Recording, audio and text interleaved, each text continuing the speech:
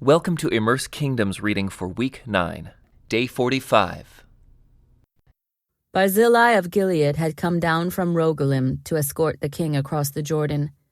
He was very old, 80 years of age, and very wealthy. He was the one who had provided food for the king during his stay in Mahanaim. "Come across with me and live in Jerusalem," the king said to Barzillai. "I will take care of you there." "No," he replied. "I am far too old to go with the king to Jerusalem. I am 80 years old today, and I can no longer enjoy anything. Food and wine are no longer tasty, and I cannot hear the singers as they sing. I would only be a burden to my lord the king. Just to go across the Jordan River with the king is all the honor I need. Then let me return again to die in my own town, where my father and mother are buried. But here is your servant, my son Kimham. Let him go with my lord the king and receive whatever you want to give him." "Good," the king agreed. "Kimham will go with me, and I will help him in any way you would like, and I will do for you anything you want."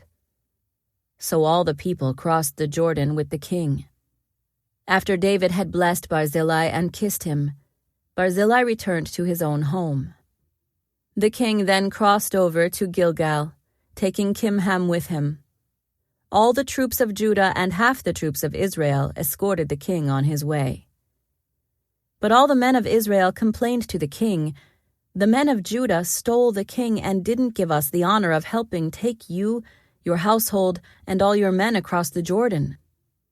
The men of Judah replied, "The king is one of our own kinsmen. Why should this make you angry?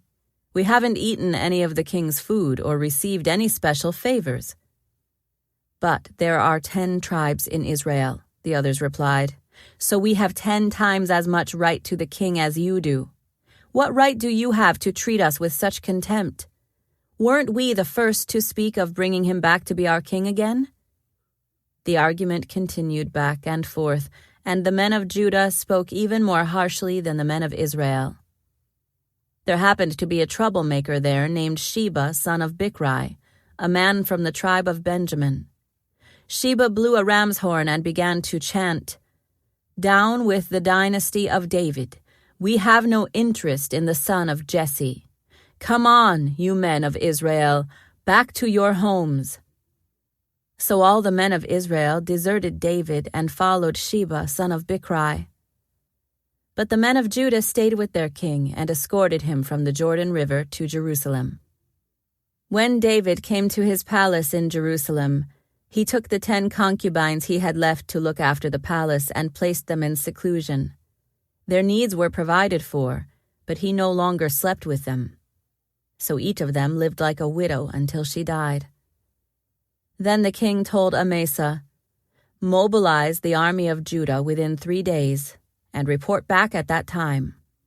So Amasa went out to notify Judah, but it took him longer than the time he had been given. Then David said to Abishai, "Sheba, son of Bichri, is going to hurt us more than Absalom did. Quick, take my troops and chase after him before he gets to a fortified town where we can't reach him." So Abishai and Joab, together with the king's bodyguard and all the mighty warriors, set out from Jerusalem to go after Sheba. As they arrived at the great stone in Gibeon, Amasa met them. Joab was wearing his military tunic with a dagger strapped to his belt. As he stepped forward to greet Amasa, he slipped the dagger from its sheath. "How are you, my cousin?" Joab said, and took him by the beard with his right hand as though to kiss him.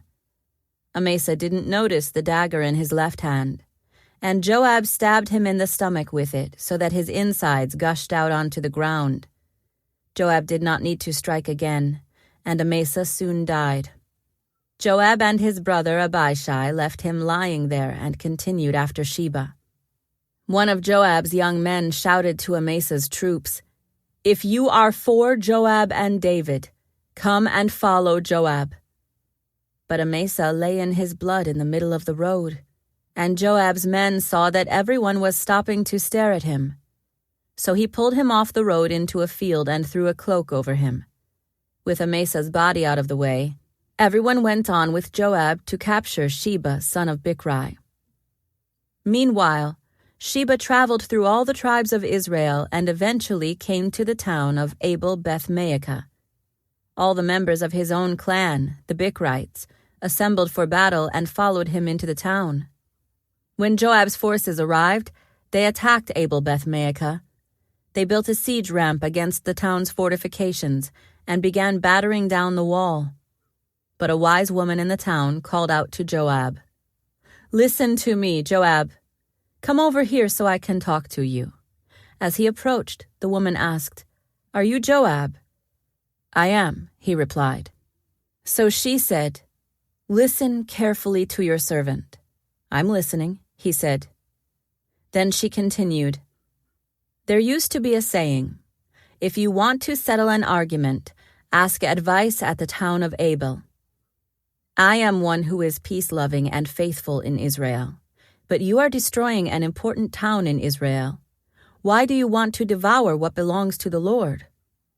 And Joab replied, "Believe me, I don't want to devour or destroy your town. That's not my purpose. All I want is a man named Sheba, son of Bichri, from the hill country of Ephraim, who has revolted against King David. If you hand over this one man to me, I will leave the town in peace." "All right," the woman replied. "We will throw his head over the wall to you." Then the woman went to all the people with her wise advice, and they cut off Sheba's head and threw it out to Joab. So he blew the ram's horn and called his troops back from the attack. They all returned to their homes, and Joab returned to the king at Jerusalem. Now Joab was the commander of the army of Israel. Benaiah, son of Jehoiada, was captain of the king's bodyguard. Adoniram was in charge of forced labor. Jehoshaphat, son of Ahilud, was the royal historian. Sheva was the court secretary. Zadok and Abiathar were the priests. And Ira, a descendant of Jair, was David's personal priest. There was a famine during David's reign that lasted for 3 years, so David asked the Lord about it. And the Lord said, "The famine has come because Saul and his family are guilty of murdering the Gibeonites." So the king summoned the Gibeonites.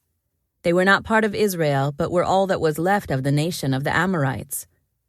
The people of Israel had sworn not to kill them, but Saul, in his zeal for Israel and Judah, had tried to wipe them out. David asked them, "What can I do for you? How can I make amends so that you will bless the Lord's people again?"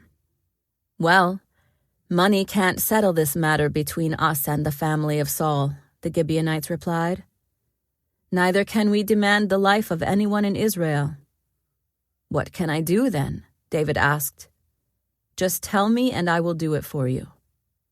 Then they replied, "It was Saul who planned to destroy us, to keep us from having any place at all in the territory of Israel. So let 7 of Saul's sons be handed over to us, and we will execute them before the Lord at Gibeon, on the mountain of the Lord." "All right," the king said, "I will do it." The king spared Jonathan's son Mephibosheth, who was Saul's grandson, because of the oath David and Jonathan had sworn before the Lord. But he gave them Saul's 2 sons, Armoni and Mephibosheth, whose mother was Rizpah, daughter of Aiah. He also gave them the 5 sons of Saul's daughter Merab, the wife of Adriel, son of Barzillai from Meholah. The men of Gibeon executed them on the mountain before the Lord. So all 7 of them died together at the beginning of the barley harvest. Then Rizpah, daughter of Aiah, the mother of 2 of the men, spread burlap on a rock and stayed there the entire harvest season. She prevented the scavenger birds from tearing at their bodies during the day and stopped wild animals from eating them at night. When David learned what Rizpah, Saul's concubine, had done, he went to the people of Jabesh Gilead and retrieved the bones of Saul and his son Jonathan. When the Philistines had killed Saul and Jonathan on Mount Gilboa, the people of Jabesh Gilead stole their bodies from the public square of Bethshan, where the Philistines had hung them.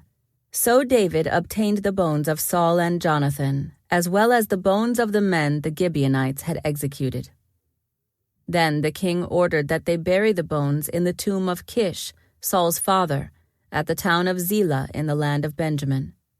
After that, God ended the famine in the land. This concludes today's Immerse reading experience. Thank you for joining us.